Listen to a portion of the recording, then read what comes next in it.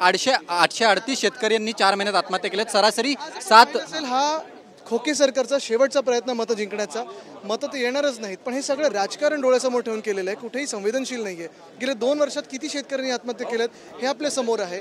आत्ता जी मदत द्यायला पाहिजे होती ती झाली नाही. निवडणुकीनंतर जेव्हा हरले तेव्हा आता मदत हे जाहीर करतात आणि कर्जमुक्ती वगैरे तर जाहीर केली नाही, पण वीज बिलचं काहीतरी बोलतात. महत्त्वाची गोष्ट हीच आहे, ग्रामीण महाराष्ट्राला असं काही मिळालं नाही. आपल्या शहरी महाराष्ट्रात मुख्यमंत्र्यांनी सांगितलं होतं